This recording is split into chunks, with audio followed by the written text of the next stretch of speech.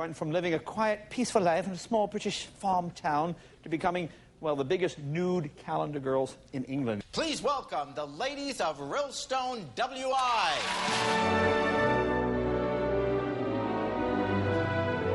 I'd had the idea a long time ago. It was a joke, because the traditional Women's Institute calendar has photographs of village greens and sheep and hills. I just turned to Andrew and said we could do an alternative WI calendar, feature the crafts of WI, but in the nude. It was a joke. We never would have done it if John hadn't become ill. It is a huge honour to present Tricia Stewart. When we did the calendar, we had no idea of the effect it would have. If we'd known we were going to sell over 300,000 copies of that calendar, we'd have gone to a health farm.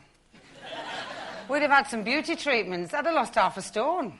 We didn't do it to have a film made about us, or to travel the world, or to be mildly famous. We did it just to raise £5,000. And it was only when John Baker was diagnosed with non-Hodgkin's lymphoma in February 1998, we wanted to do something, and we wanted to do something positive. So the launch date was April the 12th in our local pub. Now, Terry had thought it would look really good to have some of the photos blown up.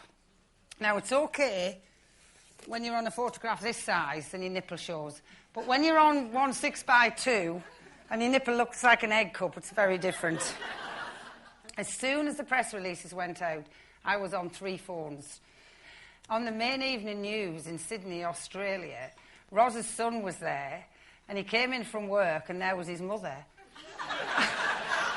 naked on a calendar, with all of our friends in his local pub. We expected to sell 1,000 calendars, and now there have been over 300,000 printed. Wow. And we never imagined. We thought if we raised £5,000, we'd have done a really good job. And we've raised over $750,000. It's 4 years since the original alternative WI calendar was first published, and now that story is being told here at the world's biggest and most glamorous film festival. The Brits were on the beach this morning. Actresses Julie Walters and Helen Mirren here to plug their new film Calendar Girls with 2 of the real women it's based on. The latest calendar also features 6 of the stars of the movie, as well as 6 of the originals. The first one was bound by the WI women themselves.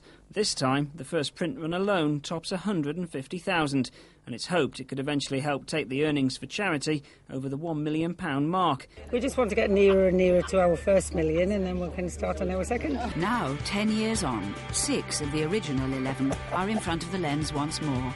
Am I squatting or kneeling? You're going to be squatting, I think, initially. Some carefully placed broccoli will protect Tricia's modesty. Can the Calendar Girls still make headlines 10 years on?